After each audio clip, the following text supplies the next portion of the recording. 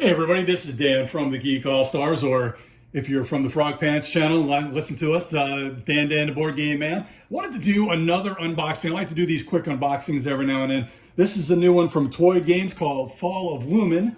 This is their kind of sequel or second game. They originally did Legends of Void. Now this was a larger kind of think Terraforming Fantasy, Terraforming Mars cooperative as a big fantasy epic. Now I say Terraforming Mars because they used a lot of the things from the cards from Terraforming Mars. I'll put a card right here for you where you see kind of they have the price, kind of different faction with symbols there to use, and then kind of what they do. So there's different cards and easily says what they do on the bottom of the cards, their price, and different things like that. I really dug the way that they kind of used that, and they did take a lot of influence from Terraforming Mars into their first game. Again, it's a larger, sprawling fantasy epic in which you're trying to cooperatively take out these big bads. And what's cool is they have some, you have the who you are, and they've got a lot of different, look at how many of them they have here. You know, different things, you have your attack and the different powers you have. Then they've also got kind of the factions. They had a ton of factions, so there's a lot of depth in this game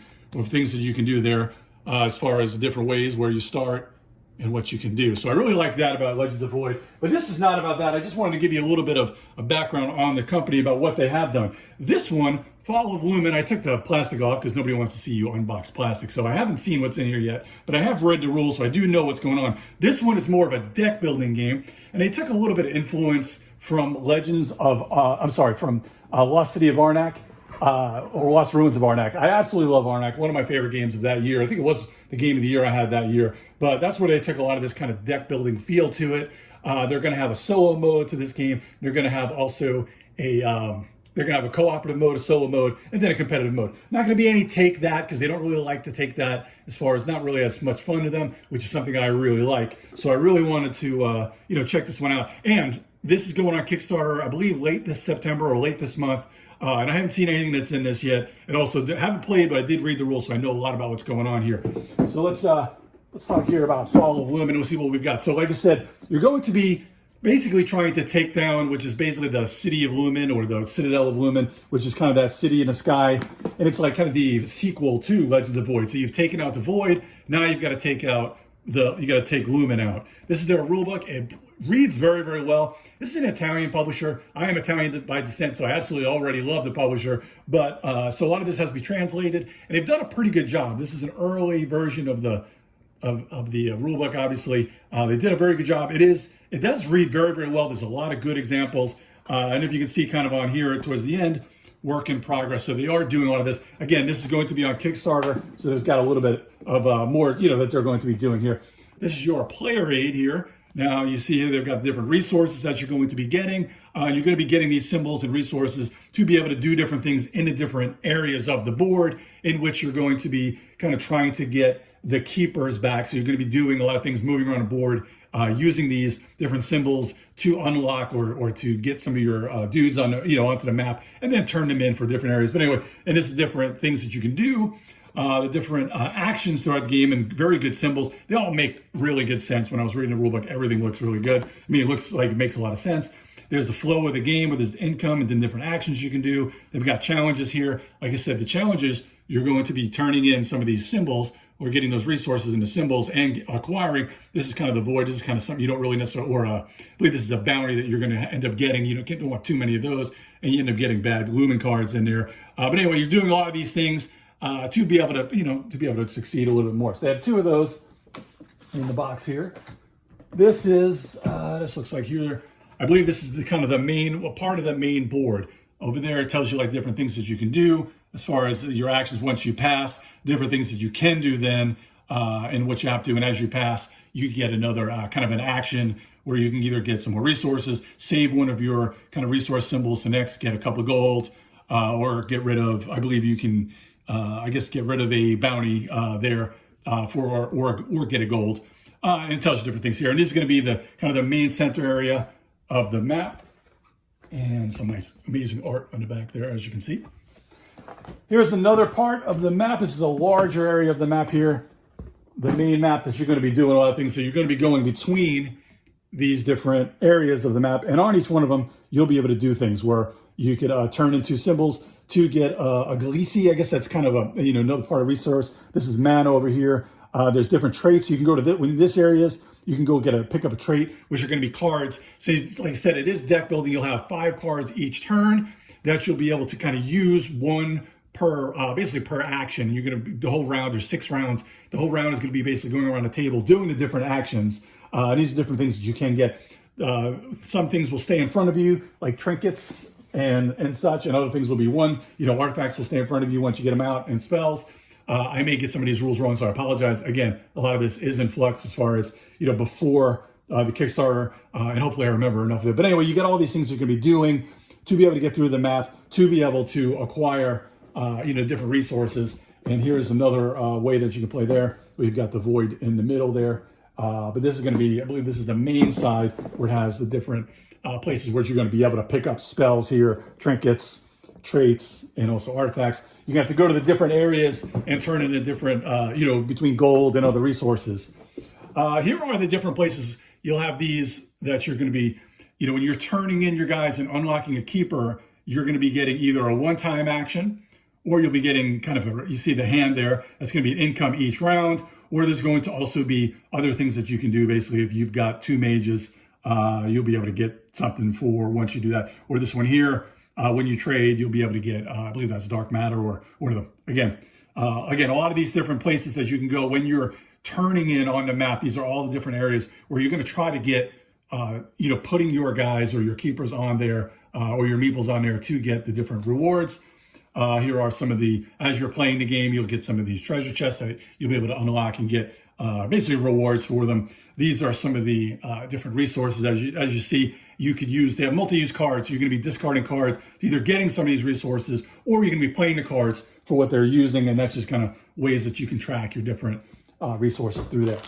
Oh, bags. We love bags. Great job having bags in there. Here's your different player pawns and some other kind of resources there. Here you've got some more. Kind of these are the other pawns that you've got in there. Here's some other basically mana and other. These really good, nice wood pieces in there. Some more player pieces here.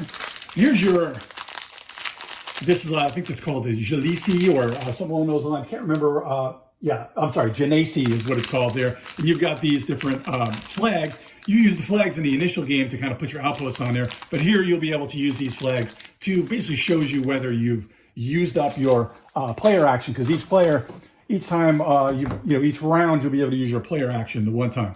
Now here you've got the different things that you're, these are kind of the quests, as you can tell from down here, that you'll be going against as part of your actions, where again you're going to be turning in or challenges, what it says, you're going to be turning into different things here and then getting the rewards. There are 3 levels of challenges that get harder and harder, the 1, 2, and 3, and they'll give you better rewards. Here you see, there's going to be, I believe, more challenges they've got there to turn them in and get other rewards here. And yet again, these are kind of the harder challenges. Well, actually, after you go through the challenges, there are other things. They have 3 of the different challenges. This is what happens after you turn in the challenges. You'll be turning over one of these, and you can get 7 of those resources to get one of your guys into that main area where you're trying to unlock. You're going to get your keeper, get one of your keepers unlocked there as well. So different cards there. And I believe there's probably going to have, inside of there is probably where they've got some of the other factions and such, where because you're going to get dealt 2 heroes and 2 factions there. As you can see here, once again, you've got the multi-use cards where you've got the different resources that you can turn the card in for, or you can do something here where you're going to turn in one of those others that you've unlocked, or the secret. You're going to unlock a secret and get rid of a keeper to get a mage there. And it's pretty, and this symbol is kind of changing a little bit. This is basically your instant action, or basically a free action there. You can travel and also get this symbol there. And it's also got more symbols. So more cards that are going to be able to be acquired as you're playing them. Some more really nice meeples here. I believe these are going to be kind of the keeper, or the kind of the patrols that are out there. And you've got, this is kind of the keeping score pad. I see they got a bunch of score pads in there. Here are your player boards. They've got all the 4 colors of player boards. These are all kind of the same, these player boards, just different colors, and it gives you an idea of each round. We've got the income, you've got the round phase. You can do different things like gather, acquire, solve a challenge, infiltrate an agent, which is putting an agent into kind of one of these areas, as I said. Playing a card, capture a patrol, and I believe, like I said, I think these are the kind of patrols that'll be out there on there and get different rewards for there. And what you've got to turn into capture control. And anytime you've got some of these different resources that you could turn into other resources as well. Very, very cool, very good little piece. Some more little bits. There you got some more of these cards. Here you've got, I believe these are all kind of, you've got, I believe these are your allies that you can get, and they will give you another things that you can do during your turn. That's why they've got the symbol there. It comes from the ally deck. And some more cards here. So great use of different things. Here's kind of a spell or a minor cantrip where it just basically gets you, I believe that's whatever it is. This is lets you do more kind of a trade action or another one of the actions that you can do during your turn. Again, all these symbols are in the book, but very, very cool. They did a really good job. I'll have some more. Check me out on Geek Jock Dan on Twitter. I will have more information as far as once I do get this played, but there's a lot of good stuff in this. And look for the Kickstarter coming. Really excited for this one, Fall of Lumen. Again, this is going to be a little bit, let's say heavier. They're looking for a little bit over a 3 on BGG, but you're going to be getting, probably, 3.25. So it's not quite as heavy as Legends of Void, which is probably about 3.5, but it's also not quite very, very light. But you're going to be getting probably about, you're looking at about an hour and a half to 2 hours of playtime. But it should have a lot of good stuff in that box. So check us out, geekallstars.com and the Geek All Stars podcast. Again, I'll have some more information once I do get some played. I will put it out on Twitter for you to see, to tell you how my thoughts. And I'll be playing it probably multiplayer and solo, because as you know, I do love solo games. So definitely check this one out once it comes on Kickstarter later this month.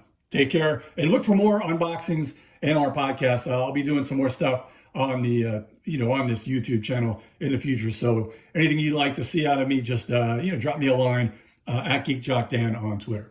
We'll see you next time.